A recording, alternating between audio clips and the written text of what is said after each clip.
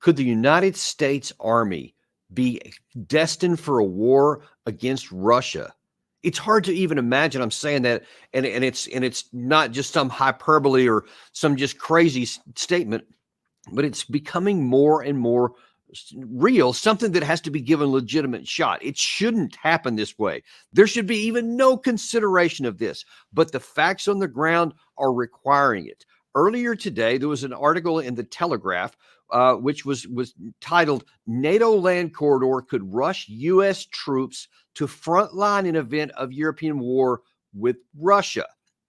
Now, listen, that is just a crazy thing to think of, that the U.S. military, the U.S. Army in particular, could fight the Russian army in this current environment here. Now, of course, the bigger threat is, and the more troubling threat is if there was a nuclear confrontation between the two sides. But let's look at the situation, what might happen if what's depicted in this Telegraph article were to come into vogue and to happen, and the U.S. Army would go in there. Now, I've fought in several deployments in my time, to include large-scale tank-on-tank warfare in the past. And one of my commanders at that time was then Major Doug Macgregor, who's now retired colonel, of course. You know him very well. He's been on our show many times. That guy literally wrote the book on how to do future war, how the modern wars can fight based on things that had happened in the past and the capabilities, how to project these things out. So I wanted to bring him in to talk about this, because there's nobody better. I promise you. And he was not available today to come on camera, but he was able to come on the telephone. So I had him on earlier today on a recording so that we can bring it to you live right now. And I'm telling you, this is something you need to pay a lot of attention to. I always want to bring you quality programming here, but this thing here with Doug, is he brings up some incredibly salient points. And the bottom line, that as you're about to hear, is that the United States Army is nowhere near as capable as to what people think it is. And our policymakers, especially the president in Washington, needs to pay a lot of attention to this, because if he even has any fantasies about engaging in a land warfare against Russia, he needs to rethink. And here's the reason why. I'm going to talk specifically about some things. And Doug, actually, I'm going to read a part here from your book, Margin of Victory, because I think that it's very, very much appropriate for what we're going to discuss today. And if I can just bring this up, there it is right here. You wrote that each chapter of this book is going to be a clarion call to recognize that wars are decided in the decades before they begin, not by the sudden appearance of a new technological silver bullet or presence of a few strong personalities in the senior ranks during a senior battle. How effectively national, political, and military leaders adjust the framework of organization, technology, and human capital to relentless change in society, technology, and world affairs determines whether the nation state prevails or perishes in defeat. So if that be true, if basically what you were doing in the decade before the battle is what's going to determine how you do in the battle, the question is going to be, what is the United States Army going to do if it goes into a full-scale war with Russia right now? And just to kind of set the stage, there's news out that NATO is looking at how it would rush large numbers of American troops if we got into a ground war with Russia. And for the purpose of this conversation, we're going to say that it doesn't go nuclear. If it just stays conventional, I want to look at what might happen with that. Nukes is a very possibility, and that can go elsewhere. But I want to discuss, first of all, what could the U.S. Army do? And first of all, I want to ask you, over the past decade, let's just look at the premise of your book. If we look back the past decade, going back to 2014, the U.S. military primarily has had experience in Afghanistan, in Iraq, in Libya, in Somalia, several places like that, all small-scale stuff. So if that's what we have prepared up to this point, what kind of army do we have right now if we had to fight a large-scale army? Well, first, we have a very small army. We're down to less than about 450,000. We're in no position to fight a land war in Eastern Europe, which has a front of hundreds of miles and a depth of 1,000 miles at least. The infrastructure in the theater is not developed beyond Germany. There's surprisingly little in Poland. So the point is, I can't imagine the use of the United States Army to do much more than potentially defend. And you're talking about offensive operations because you have to move into Eastern Europe. Now, having said that, remember that the vast majority of the equipment that the Army is using and the organization that we see on the battlefield today was developed in the 70s and the 80s for use in the 90s. And we're now in the year 2024. We're talking about a very different mix of technologies, different organizational constructs. The Russians have adapted. They've had to adapt because they were thrust into a war for which they too were really not prepared. You'll recall when the Russians first went into Ukraine, their force was too small, wasn't really organized to deal with the robust Ukrainian army. All of that has changed. So on the tactical level, we're an anachronism. We're not really prepared. We don't have sufficient air defense and missile defense capabilities, which would mean that we're naked in the face of the enemy. In other words, the Russians. Now, having said that, the RUSI in London just published a report saying that the combined air defenses in Western Europe could protect at most 5% of the infrastructure. Yeah, I just saw that actually. Which puts us in a very difficult position. Now, let's start at the top. Strategically, we're operating on the opponent's doorstep, where the opponent has every advantage logistically, in terms of range, weapons, ammunition, resupply, and so forth. We're at the end right now in Poland on the border with Ukraine of our logistical support structure. Now you want to move this Lilliputian force, frankly, into an area where it'll face probably 800,000 Russian troops. You have the same thing with the Europeans. The worst part is that our force has very little unity of command, which means no unity of effort. Why? Because we're dealing with multiple foreign contingents. The Russians have one language of command, Russian. They have one uniform command and control structure, and they have both operational as well as strategic ISR. Our strategic ISR in space is very formidable. We do have operational ISR from the fleet as well as the shore, but it's very vulnerable to attack. The one area where we do have an advantage is air power. We outnumber the numbers of Russian aircraft that could be hurled against us by 5, 6, 7 times. However, we would have to fight our way through integrated air defenses. That would involve some losses. We have to fly from vulnerable airfields that are relatively close to the battlefront because they're short-range fighters. And Doug, let me just as you're talking right now, I have a map on the screen that shows from the Telegraph, which was talking about there would be 5 different locations from Norway, Germany, Italy, Turkey, and the Netherlands and Italy down in the south, actually, where they would come into. It shows relatively limited or narrow constrained areas here. And in that same article, because I think this is related to exactly what you're talking about, Lieutenant General Solfrank, who's the NATO logistics chief, makes the point here, and this is something you've been really talking about for decades, frankly, is that the vulnerability of these large logistics bases and these large concentrations of troops and equipment, et cetera, that we did like in Desert Storm. We had these huge bases that were never touched. But he's saying that because of the Russia's long-range missile systems now, that's a thing of the past. But here's the big problem. All we've ever done is practice with these large-scale movements. What kind of difficulties would we have moving in these 5 directions, even try to get to the battlefront? Well, you look at the distances that are on the map. You're talking about hundreds of kilometers. In other words, 150, 200, 300 miles, trying to operate in areas where you don't have nearly enough pre-positioned ammunition supplies, and yet we haven't even talked about medical evacuation. All of those things are a nightmare. We're simply not prepared to launch offensive operations into Eastern Europe. If you go back to 1941, very rapidly, the Germans discovered they were on a front of 1,100 miles with about anywhere from 600 to 1,000 miles deep. We're not prepared for that. We don't have the numbers. We don't have the logistical infrastructure. And as you point out, the air power has to be positioned forward. If it's forward, it's going to be vulnerable. We haven't even discussed something else which has to be mentioned.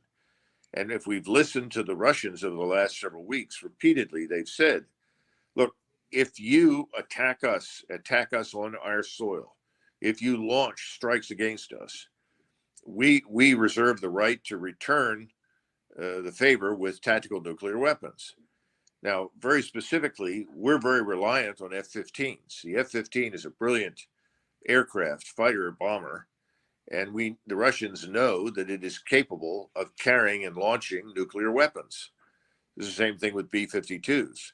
If the Russians see large numbers of F-15s headed in their direction, and we would use large numbers of aircraft because we're not going to allow our forces to go forward into Ukraine without air cover, then the Russians would feel probably compelled to immediately attack all of those airfields and airports with tactical nuclear weapons. Why bother with conventional weapons? One or two tactical nuclear weapons of 5 kiloton or less will annihilate the airfields in the space of an hour. And why would you wait around for us to attack and destroy them? So I think it's not just conventional. They definitely have the edge in conventional military power. But why risk the arrival of F-15s with nuclear weapons over your soil? I don't think the Russians would do that. I think the Russians are telling us they're ready. And remember, the Russians have a battle-hardened force. They've been fighting for several years. They've eliminated a lot of weak officers, weak commanders at every level. We have no such experience. If you go, as you mentioned earlier, Dan, if you go back over the last 30 years, when have we relieved anyone in the field for failure to perform? Well, if you're performing against opponents that have no armies, no air forces, no naval forces, the general officer is really never tested. And the troops rely excessively on firepower as opposed to maneuver. There's no agility in terms of thinking and behavior. There's no experience to base anything on. So the Russians have a decided advantage strategically, operationally, and tactically. I don't think we can overcome those. Doug, let me ask you this question, because I remember something you told me within the first 6 or 8 weeks of the war back in early 2022. There was a lot of commentary in the Western press that was ridiculing the Russian military and saying they were a paper tiger. They were, this terrible force. They'd made so many mistakes. And I remember you said, well, we have to understand that when anybody who's going into combat for the first time, like they were at that time, because they hadn't had any kind of combat experience, you're going to make a lot of mistakes. I wonder if you can compare what you saw then with what you see now in the Russian forces. And then if you could contrast that with where we are, the U.S. military, in that same category of experience. Well, the first thing we have to recognize is the massive expansion of logistical infrastructure in Russia, Eastern Ukraine, and Belarusia. That means expansion in terms of railheads, railroads, highways, roads that are now paved that were previously unpaved, and also the concentration of transport aircraft, helicopter or rotor driven, that can pick up and move loads of equipment and people from place to place. The Russians have become very good at it, and they've invested very heavily in it. To this must be added the manufacturing base, the ability to produce large quantities of ammunition, missiles, and so forth. Now, I don't know what the current state of the Russian missile arsenal is, and they have fired large numbers of missiles. But as you recall, the argument was made repeatedly over the last 3 years, well, the Russians are running out. The Russians can't keep up, and so forth. The Russians never ran out of anything, and they have more than kept up with the requirements in the field. Where do we stand when you look at those same things? Well, the manufacturing base in Europe is very weak. We've discovered that our war stocks are largely exhausted, having shipped so much to Ukraine. We cannot keep up. We don't have the factories to produce the munitions and produce the equipment. We don't have the repair facilities. As far as moving equipment is concerned, we're dependent on a very small number of rail heads that run out of Germany and a small number of ports. And I don't see any of that improving very rapidly. In fact, those ports, like the airfields, could well come under attack and be destroyed quite quickly. So at the end of the discussion, for reasons of logistics alone, I think we're doomed. Now, then you move on to the forces itself. What kind of cohesion do we have in these various combat units? I doubt very seriously that we have any cohesion at all. We've lost large numbers of very competent officers, non-commissioned officers, and soldiers who in recent years have become disgusted with the repetition of being moved from Afghanistan to Iraq to Syria to some other place. And they don't get enough time at home. They can't live normal lives. And they became very disenchanted in many cases because they said, what are we really doing? What are we accomplishing? So we don't have many of the best soldiers that we had a few years ago. We have, frankly, weak forces. The Europeans are in just as bad a position in that sense. Now, yes, they are green. So are we. We haven't fought toe to toe with an enemy that's even remotely like ourselves. We haven't had to deal with large quantities of artillery, rocket artillery, or conventional artillery, airstrikes, or anything else. Those things do make a huge difference, as you know from personal experience. That's not going to be made up quickly. So I would argue that it's a very bad situation, and we could be in a position not very different from the French and British forces in 1940, who were simply unprepared for the German onslaught. Again, no one seems to have thought through any of this. We look at numbers. I mean, someone has presented numbers recently. We have more aircraft than the Russians. Well, that's true. But where are they? How are they organized? How are they going to fly? How long can we sustain them in the air? How long before we run out of repair parts, fuel, and everything else? Remember, the Germans during World War II were defeated in large measure because we destroyed the sources of their fuel and then their ability to redistribute it. How long would it take to do that to us? Remember, Europe is a relatively small area, but once you move east into Poland and Ukraine, as I pointed out, the front is enormous. You know, from the top arrow all the way down to the Black Sea is easily 1,000 miles. That's an enormous front. We're not prepared for something like that. We're not prepared for the depth. We're not talking about, a couple of 100 miles. If you go back to 1991, we moved a relatively short distance. The distance from Saudi Arabia to the Euphrates River was a little further than the distance from Washington, D.C. to Philadelphia. Now you're talking about distances from St. Louis to Washington, D.C. That's a huge difference in the way you think. It's a huge difference in the way you supply, sustain. None of this, in my judgment, has been carefully considered. I think there's an assumption that we will hit the Russians and the Russians will be so impressed and so shocked that they'll all run away or something. I have no idea what's on people's minds, but it's not going to work. We're not prepared for this. We were much better prepared, incidentally, in 1963. And remember that in 1963, the Russians had made an enormous mistake strategically. They had positioned forces in Cuba right on our doorstep. Yeah. They had no chance whatsoever of success against us there. We held all of the advantages that we are now imputing to the Russians in the Western Hemisphere in the United States. Aircraft, ships, troops, everything. And the other thing is we have a lot of people right now, I think particularly in the Air Force and the Navy, who are chomping at the bit to get into this business. They haven't buried any of their friends the way you and I have and the way many others have over the last 30 years. And I think they have a sort of unrealistic picture of what they're going to be up against. Again, no one is prepared for this.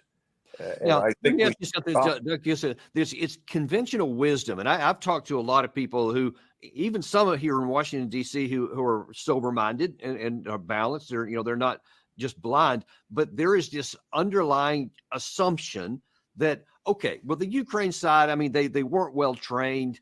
They're doing the best that they can, but it's nothing like the high level of training that the NATO side has, and especially the United States. And if Russia went up against our soldiers, it would be a whole different ballgame on the ground. What do you say to those arguments? Well, much depends on the training we're discussing. our forces are probably trained to some extent to deal with the OPFOR at NTC, but the OPFOR at NTC bears no resemblance to the Russian armed forces today. And again, we overrate our experience over the last 30 years. You're talking about margin of victory. In the first chapter, we talk about the British Expeditionary Force that was sent to France. And that was a very good but small British army. And it was no match for the Germans, even though the British Expeditionary Force was filled with officers and soldiers with lots of experience in Africa and India and other areas of the British Empire. But they were not prepared for what the German army offered. And they were largely destroyed within the space of about 3 or 4 weeks, destroyed to the point where they had to bring hundreds of thousands of civilians now in uniform from Great Britain just to man the lines. And at the end of the day, they could only man 20 miles of a 450-mile front. The rest of it had to be manned by the French, who had already sustained 600,000 or 700,000 casualties by that point. My argument is this: we are not prepared. We do not have the experience. We don't have time, as you pointed out at the beginning. The Russians now have much of what they lacked. Are they perfect? Are they 10 feet tall? No, but I would give them a good solid 8 feet at this point compared with ourselves.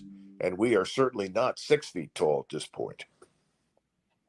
So then let me ask you this on in terms of the psychological issue. I think that's one of the things that's not considered really very much at all in terms of fighting toughness. So we have, I mean, we just got to be honest, the level of training, the type of training that U.S. Armed Forces do today is not even as tough as it was back in the day when you and I were on active duty. But you see that the Russians, they have been very, very battle hardened, psychologically hardened or whatever. How would you see those factors playing, despite whatever it looks like on paper? What's it going to look like on the ground when they fight? Well, if you look at a battlefield like Bakhmut, which was a bloodbath by any measure, primarily Ukrainian, but the Russians took a lot of casualties in Bakhmut, and they had to fight through that day after day, week after week, month after month. Many of those veterans have experienced similar battles subsequently in the Russian military. We haven't been through anything like that. We're not ready for anything like that. And I think you and I know that we were very good in 1990 and 91, but we could have been better. The discipline could have been better. I would say we were 80% of what we could be. Today, I think we're at most 40 or 50% of what we should be. The Russians are closer to 90% of what they need to be. Their discipline is tougher. And again, all the weaklings have been weeded out. The poor general officers that lack guts, lack stamina, breadth, brains, those people have been dumped. A lot of the corruption that was widespread has been eliminated. In fact, Putin just relieved 4 general officers, including 1 deputy of the general staff, for corruption. They've cracked down enormously and improved themselves. I'm not saying they're perfect. That's why I'm suggesting they're not 10 feet tall, but I give them a good 8 feet right now compared with us. And we're lucky to be 5'5", and that's not a good thing. Sticking on that theme for a second, I want to ask one thing here about the types of battles. So one thing I've noticed through watching really how the tactical fight for the Russians has evolved from the first time they rolled in until now, and also on the Ukraine side, they seem to have devolved away from large unit operations, not even company size, certainly not battalion size, but almost like disjointed squad and platoons, and sometimes individual vehicles. I've seen, because if they get bigger, they find the drones come and get them, the artillery comes and falls on either side there. So it's kind of devolved into a disjointed or maybe a dispersed, maybe not disjointed, a dispersed but connected fight on the ground. Whereas everything we've done to the National Training Center, like you mentioned a minute ago, as far as I know, we're still doing normal company, battalion, brigade, et cetera fight. How does the mentality of the way we have fought, if it goes into this disjointed area way of fighting, how fast can we adjust to that, or can we keep fighting the way we've been doing? Well, the Russians, for instance, have tended to utilize brigade headquarters as what we would term operational maneuver headquarters, and then rotate battalion organizations, battle groups that are very different from ours on a routine basis, 2, 3, 4 days. Battalions are rotating under the same brigade headquarters, but the battalions change. They're very acutely sensitive to people becoming exhausted, overwhelmed, traumatized What the hell? by the battlefield. So they now have a large number of forces that they didn't have before. Your so-called divisions, they have very few divisions, and the ones they have been treated as pools of assets from which they pull things out and send forward. And these brigade organizations, there are multiple numbers of them, and as you point out rightly, they are widely distributed. They can concentrate their fires very, very rapidly. And the Russians, of course, who've always had a preponderance of indirect fire and strike formations going back centuries, but certainly to the Second World War, they're prepared to concentrate great quantities of fire very, very quickly at any number of different locations. And then they can vector units into those areas as necessary to exploit the fire. We're not trained to do that at all. And we are not protected by the massive integrated air defenses that the Russians utilize. The Russians will not advance beyond the limits of their integrated air defenses. They've learned that if you do that, your ground force is at risk of attack from all of these unmanned systems, drones, rocket artillery, artillery strikes. So they've been very deliberate, very cautious, very careful how they do business. We have no experience with this. We don't know how to handle those things, and we don't have enough uh, tactical air defense to ensure that our armored forces survive. And we are not widely distributed. You and I served in the armored cavalry, and you remember the fights that I had trying to get us into very large zones of attack, 20 kilometers across, just for an 1,100 man cavalry squadron, armored battle group, 42 tanks, 42 Bradleys, 8 guns.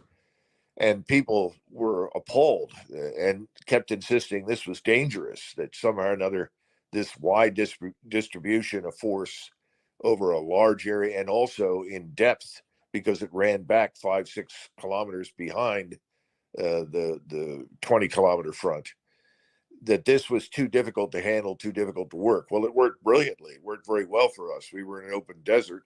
Right. I actually have our battle graphics up on the screen as you're talking, by the way, so people can actually see it.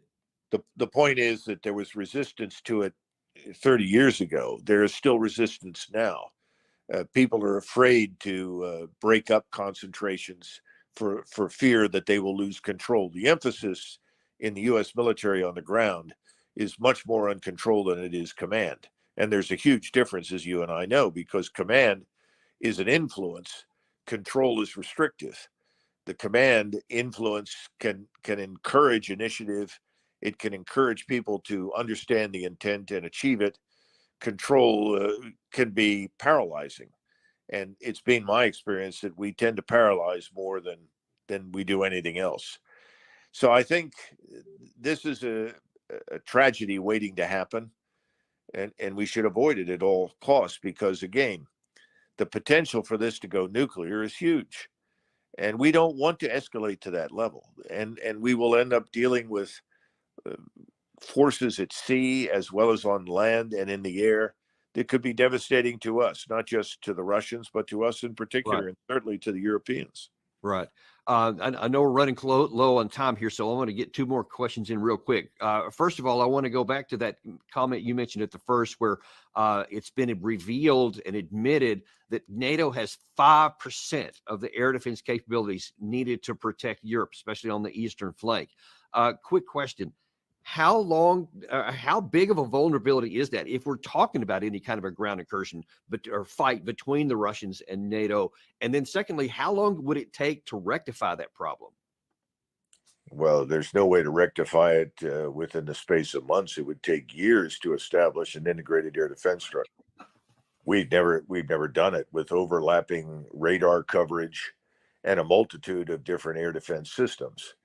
We have cast aside the requirement for different kinds of systems with different ranges and different radars and different missiles in order to provide massive coverage over a large front for years. We simply haven't looked into it, and we have relied almost exclusively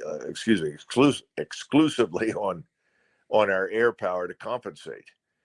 The problem is that our air power may be more plentiful, and it may be in technological terms better, but it cannot compensate for the weaknesses in the defensive systems to protect our logistical infrastructure, our medical infrastructure, let alone the civilian population that undoubtedly would be drawn into this, as well as the transportation infrastructure.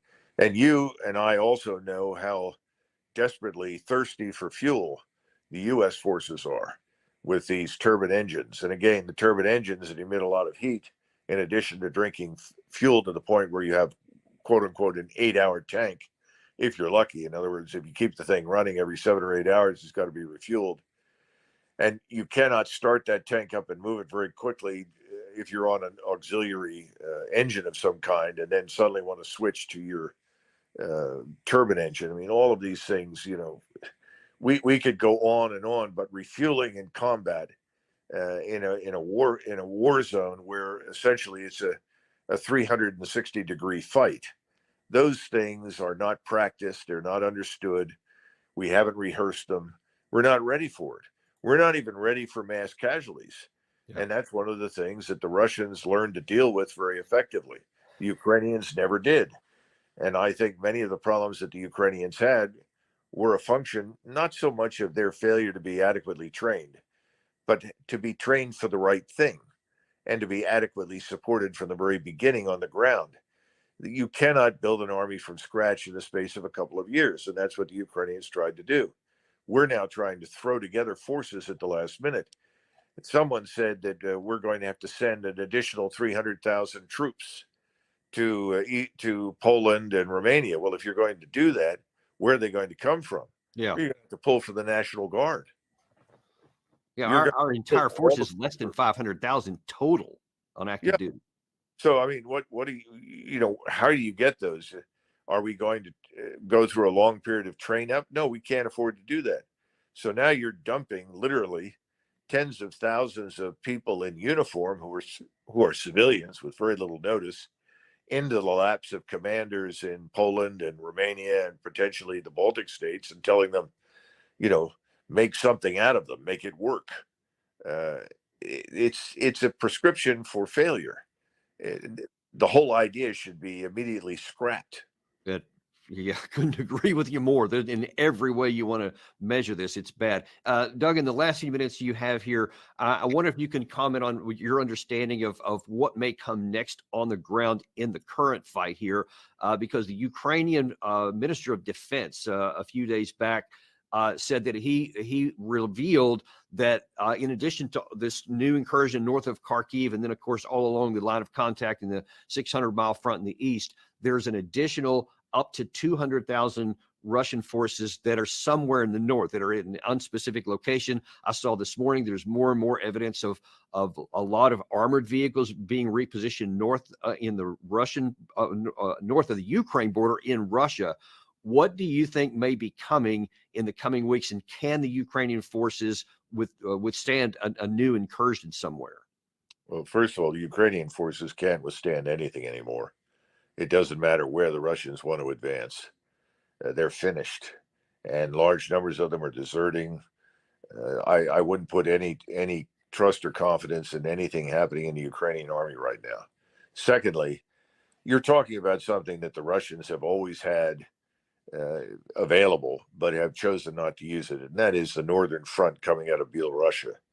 And they may have decided that it's now necessary to end this war as quickly as possible, in which case a thrust from Belarus south towards Kiev becomes necessary, because then you could also move forces from the east towards Kiev from the other side of the Dnieper River. And there are many bridges over the Dnieper that the Russians have purposely kept intact that they can use and cross.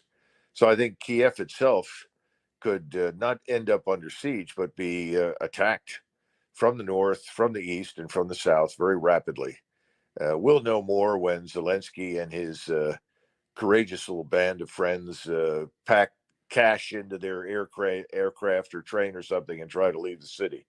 I think it'll look a lot like the last days of Kabul in Ukraine, if that turns out to be the case. And again, of course, the Russians have an incentive now, given all the threats that we're making, Right. to rapidly move and try to end this thing. An awful lot is going to depend, frankly, near term, on what we do. And when I say we, I mean we. You know, we say the Ukrainians are launching something, but the truth is we have to operate most of these systems, and they depend entirely on our space-based surveillance, as well as operational surveillance from AWACS-style aircraft. If we strike targets deep inside Russia, then I think the Russians will regard that as a direct and unambiguous declaration of war against them by us. Then I think all bets are off. The Russians will move decisively, as discussed, on the ground, but they may also attack targets from Finland all the way to Romania. And they may decide just to go ahead and use tactical nuclear weapons to do it, because they may conclude that they're in a use it or lose it mode. I don't know. And this is the problem, Dan. Nobody knows. Yeah. That's why this needs to stop now. We can't contain or manage this catastrophe. We need to stop it. Stop it immediately. Couldn't agree with you more. Listen, Doug, I know you got to go. Thank you for so much for your time today. And even though this is some pretty sober stuff here, we got to know the truth, and people need to understand what we're facing, the reality, not the fiction. And we're very grateful for you to share that with us today. Thank you very much. Sure.